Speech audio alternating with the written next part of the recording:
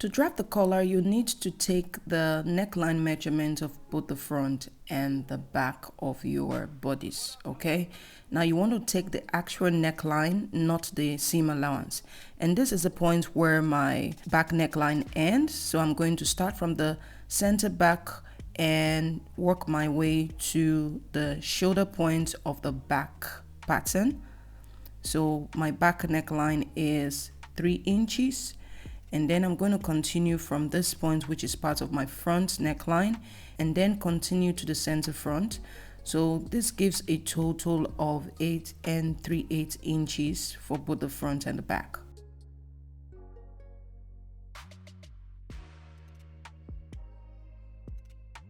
Now to begin drafting, you want to come in from the bottom of your paper with 1 inch and square out a horizontal line.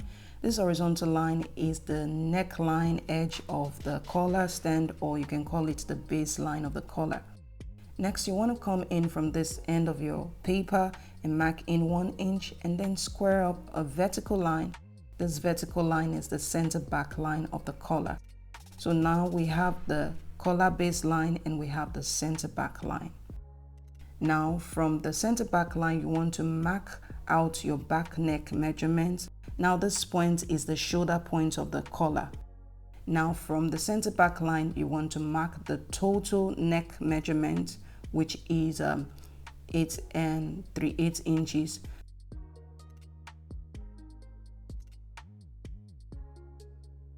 Now from this point to this point is the back neck measurement. And then from this point to this point is the front neck measurement that includes 1 inch button extension. Now you want to come to the center back line and measure upward from the baseline, the height of your collar. Mine is 1 inch. You want to come to the shoulder point of the collar and measure upward 1 inch. Now you want to come to the center front of the collar and mark upward 3/4 of an inch. So you want to connect these points together at the center front. Note that this line should be 3/4 of an inch long, okay? Now you want to connect this center front with a curved line blending into the shoulder point of the collar stand, like so. Now connect both points together at the shoulder point. Do note that this line should be 1 inch long, okay? Next, you want to come to the center front of the collar. At this point, you want to draw a perpendicular line. So that 1 inch mark on your tape should lay over the curved line when drawing this 1 inch line. So it should be in the same direction with the curved line. You want to follow the direction of the curved line and just mark along 1 inch until you get close to the shoulder point line, okay? Once this is done, you want to connect the center back point to the shoulder point like so, and then extend this line by 1 inch, okay? So extend it by 1 inch from the shoulder point. Now you want to take your curve ruler and connect this point from the center front, blending into the shoulder point of the collar stand like so. Now from the center front of the collar, just mark in your button extension, which is 1 inch, and connect. Although you can leave this collar stand straight like this, but to finish it off, I'm going to draw a curved line around this edge of the collar stand. And the collar stand is done. Now for the collar piece, you want to go upward from this point 1 inch. From the center back, also go upward 1 inch. Connect both points together and extend this line beyond the shoulder points by 1 inch. Okay, next you want to connect this point to this point here with a curved line. Now using my curve ruler, I'm going to connect both points together.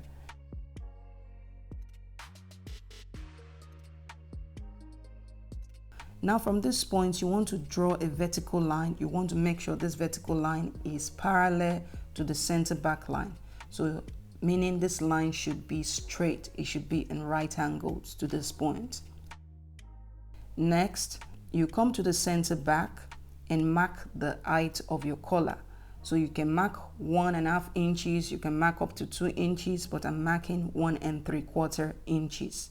Now from this point, you want to square out a horizontal line passing through this vertical line. You want to make sure this line is very straight, okay?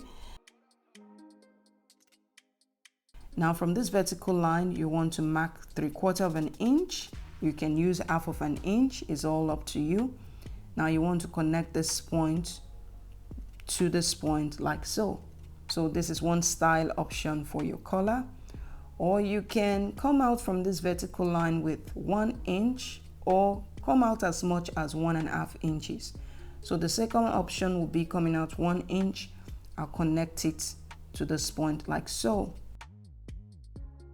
So this is your second option.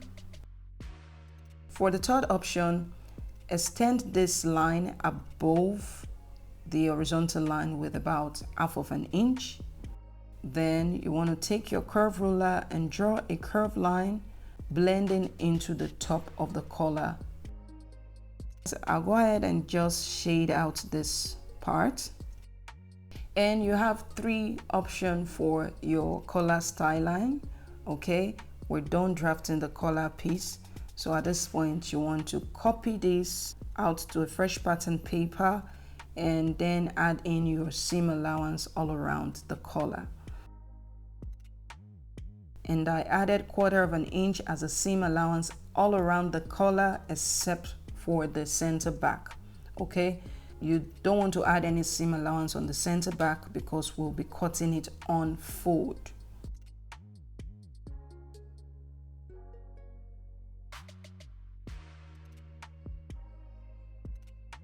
Now I'll go ahead and transfer my pattern to my fabric.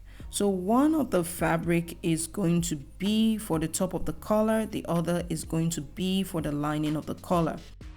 Now the fabric for the top of the collar, I'm going to iron on my interfacing, so I'm using a soft paper stay for this. So this step is important before cutting out your collar. So once my interfacing is properly pressed in, I'll cut out the excess and then place it on fold. Give it a good press along the fold before cutting out my collar.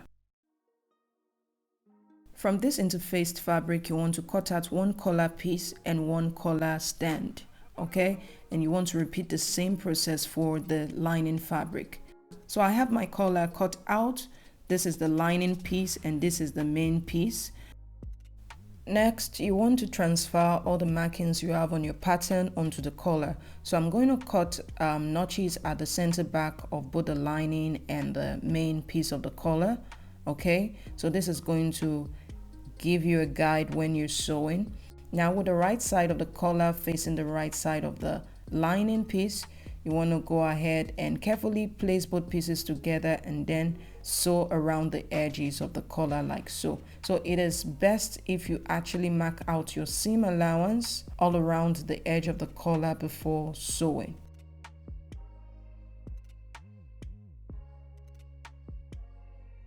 Now when I get very close to this edge of the collar, I'm going to slip in a thread into the collar like so and then sew on it. Raise my presser foot, twist it and slip in the other end of the thread and continue sewing till I get to the end. So this process is going to help when it's time to turn the collar to the right side. It's going to give you that, smooth edge, okay? Or you can skip this step and just use any sharp object and push out that edge of the collar, okay?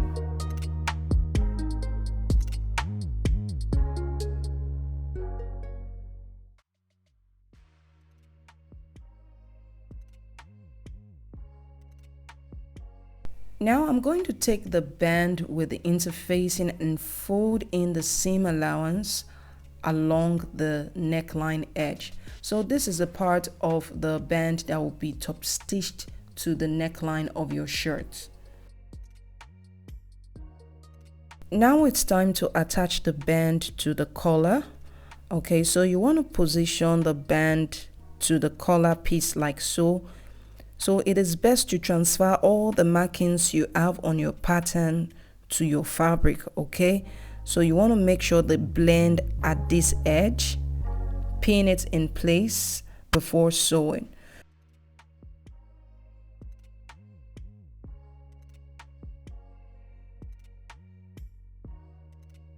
So you can pin one of the band to the collar, and once you're sure it is properly aligned on the right places, you can go ahead and sew it. Or you can pin the other pieces to the collar, then take it to your sewing machine and sew it all at once instead of sewing twice. So this is what I'm going to do. I'm going to pin both band pieces to the collar and then mark out my seam allowance, especially around the button extension edge, then take it to my sewing machine and sew it just once.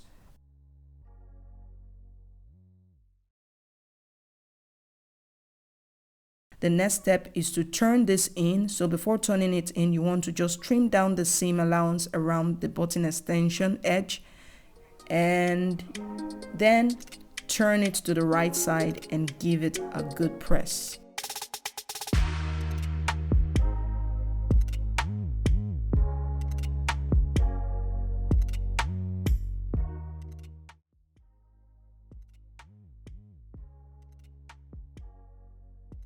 Lastly, you want to attach the lining part of the collar band to the neckline of your shirt.